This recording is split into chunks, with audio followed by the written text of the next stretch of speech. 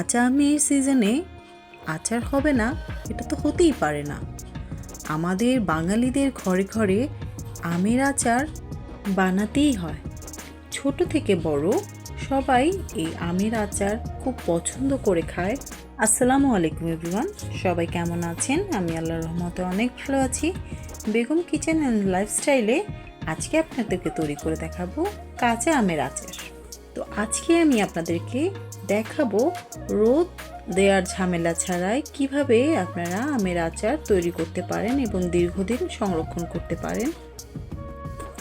আচার তৈরির জন্য আমি প্রথমে কিছুটা সাদা সরিষা একটু পানিতে ভিজিয়ে রাখছি। এখানে আপনারা চাইলে সাদা এবং কালো দুটো সরিষা একসাথে করে নিতে পারেন। অন্য একটি পাত্রে আমি কিছু শুকনো মরিচ টেলে নিচ্ছি একটু মচমচে করে, যেন এটাকে আমি একটু গুঁড়ো করে নিতে পারি। তো একটু সময় নিয়ে আস্তে আস্তে আমি শুকনো মরিচগুলোকে একটু মচমচে করে ভেজে নিচ্ছি। শুকনো মরিচগুলো মচমচে করে ভেজে নেওয়ার পর এভাবে আমি আধা ভাঙা করে গুঁড়ো করে নিয়েছি। আমি যে সরিষাটা ভিজিয়ে রেখেছিলাম সেটাকে ভালো করে ছেঁকে নিয়ে আমি একটু সিরকা দিয়ে এটাকে ব্লেন্ড করে নিয়েছি। লাগছে স্বাদ মতন চিনি, লাগছে পাঁচফোড়ন। আমি পাঁচফোড়নগুলোকে একটু টেলে নিয়ে এভাবে গুঁড়ো করে নিয়েছি। আর মোস্ট ইম্পর্টেন্ট আমাদের যেটা লাগছে সেটা হচ্ছে সর্ষের তেল। সর্ষের তেল ছাড়া আচার অসম্ভব। তো আমি আমগুলোকে এভাবে লম্বা লম্বা করে কেটে নিয়েছি এবং শরীরটা এভাবে একটু চিড়ে নিয়েছি, যেন মশলাটা খুব ভালো করে আচারের মধ্যে প্রবেশ করে।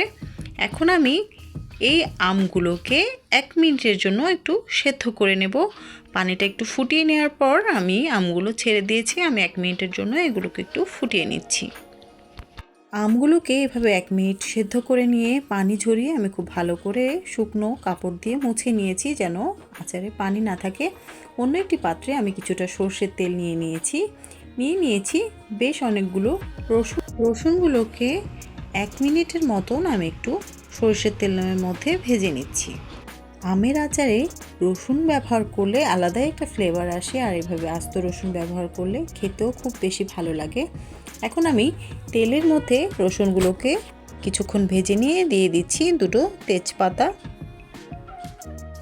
রসুনগুলোকে আমি আরও 2-1 মিনিটের মতন ভেজে নিচ্ছি।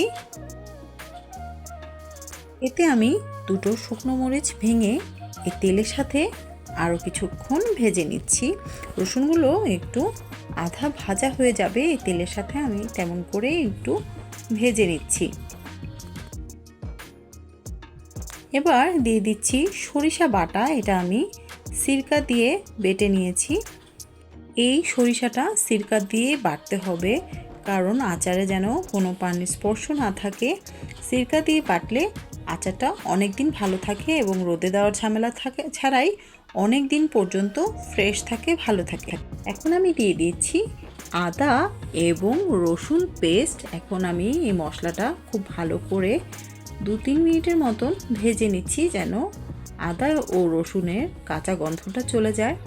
এর মধ্যে আমি আমগুলো ছেঁকে শুকিয়ে রেখেছিলাম। এখন আমি সে আমগুলো তেলটার মাঝে দিয়ে দিচ্ছি হলুদের গুঁড়ো, দিচ্ছি শুকনো মরিচ আমি যেটা ভেঙে রেখেছিলাম তা, আর দিচ্ছি পাঁচফোড়ন গুঁড়ো।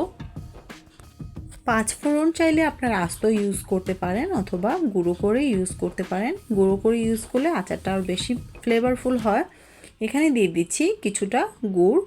আপনারা চাইলে শুধু গুড় দিয়ে অথবা শুধু চিনি দিয়েও এই আচারটা তৈরি করতে পারেন, অথবা চিনি ও গুড় দুটো একসাথে মিক্স করেও এই আচারটা তৈরি করতে পারেন।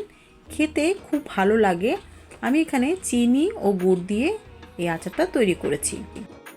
দিয়ে দিচ্ছি 2 টেবিল চামচের মতন সিরকা এবং হাফ কাপ চিনি। এখন আমি সবগুলো একসাথে করে এই আমটাকে বেশ খানিকক্ষণ রান্না করে নেব এবং আমি আঁচটা একটু কমিয়ে রাখবো, যেন পুড়ে না যায়।